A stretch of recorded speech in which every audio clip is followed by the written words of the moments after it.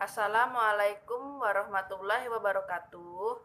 Nama saya Ita Dwi Fitriani, NPM 1721030246. Jurusan Hukum Ekonomi Syariah, Fakultas Syariah dan Hukum, UIN Radani Intan Lampung. Dengan dosen pengampu Rudi Santoso, SHI, MHI, MH. Di sini saya akan menjelaskan hasil makalah saya, mata kuliah Hukum Perdata, yaitu tentang domisili subjek hukum. Pertama yaitu ada pengertian domisili subjek hukum. Domisili atau tempat tinggal itu yaitu terjemahan dari domisili atau bonplas yang artinya tempat tinggal atau domisili. Menurut Sri Sodewi Mahjun Sofwan, domisili atau tempat kediaman itu ialah tempat di mana seseorang dianggap hadir mengenai hal dalam memenuhi hak-haknya dan kewajibannya dalam wilayah yang mereka tempat tinggali tertentu. Tinggal atau domisili adalah tempat di mana seseorang tinggal atau berkedudukan serta mempunyai hak dan kewajiban hukum. Tempat tinggal dapat berupa wilayah atau daerah atau dapat pula berupa rumah, kediaman kantor yang berada dalam wilayah atau daerah tertentu. Tinggal manusia pribadi bisa disebut tempat kediaman, sedangkan tempat tinggal badan hukum bisa disebut dengan alamat. Menurut Kitab Undang-Undang Hukum Perdata, tempat kediaman atau tempat tinggal itu seringkali ialah rumahnya, kadang-kadang juga kotanya. Oleh karena itu, dapat disimpulkan bahwa setiap orang dianggap selalu mempunyai tempat tinggal di mana ia sehari-harinya melakukan kegiatannya atau di mana ia berkediaman pokok.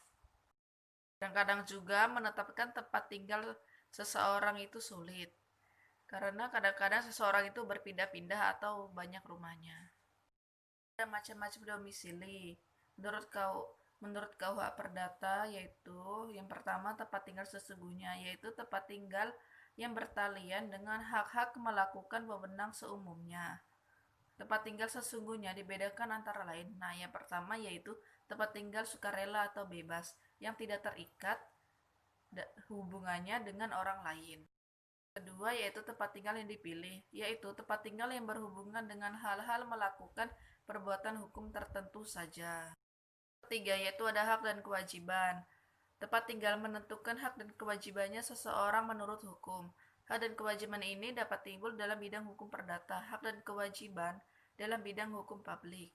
Misalnya, yang pertama yaitu hak mengikuti pemilihan umum. Hak suara ini dapat diberikan di TPS di mana yang bersangkutan tinggal atau beralamat. Nah, yang kedua, ada kewajiban membayar pajak bumi dan bangunan hanya dapat dipenuhi di tempat di mana yang bersangkutan tinggal atau beralamat. Yang ketiga, kewajiban membayar pajak kendaraan bermotor hanya dapat dipenuhi di mana yang bersangkutan tinggal atau beralamat, karena kendaraan bermotor didaftarkan mengikuti alamat pemiliknya. Hak dan kewajiban dalam hukum perdata misalnya yaitu yang pertama, jika dalam perjanjian tidak ditentukan tempat pembayaran, debitur wajib membayar di tempat tinggalnya. Yang kedua, debitur wajib membayar cek kepada pemegangnya kreditur di tempat tinggal alamat kreditur. Yang ketiga, debitur berhak menerima kredit dari kreditur bank di kantor kreditur bank. Demikian juga kewajibannya membayar kredit dilakukan di kantor kreditur. Yang keempat yaitu ada arti pentingnya domisili. Arti penting tempat tinggal atau domisili bagi seseorang atau badan hukum ialah dalam hal pemenuhan hak dan kewajibannya, penentuan status hukum seseorang dalam lalu lintas hukuman berusaha dengan pengadilan. Tempat tinggal menentukan apakah seseorang itu terikat untuk memenuhi hak dan kewajibannya dalam setiap peristiwa hukum. Tempat tinggal juga menentukan status hukum seseorang, apakah ia dalam ikatan perkawinan, apakah ia dalam keadaan belum dewasa, apakah ia dalam keadaan tidak wenang berbuat.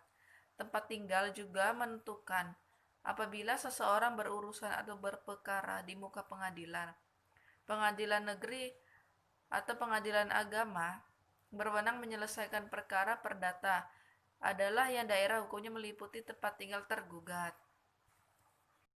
Domisili atau tempat tinggal penting bagi seseorang dalam hal sebagai berikut. Yang pertama yaitu untuk menentukan suatu tempat di mana berbagai perbuatan hukum harus dilakukan, misalnya mengajukan gugatan pengadilan mana yang berwenang mengadili. Yang kedua, untuk mengetahui dengan siapakah seseorang itu melakukan hubungan hukum serta apa yang menjadi hak dan kewajibannya masing-masing.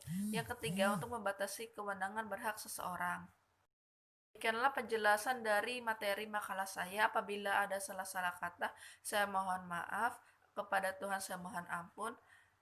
Saya akhiri. Wassalamualaikum warahmatullahi wabarakatuh.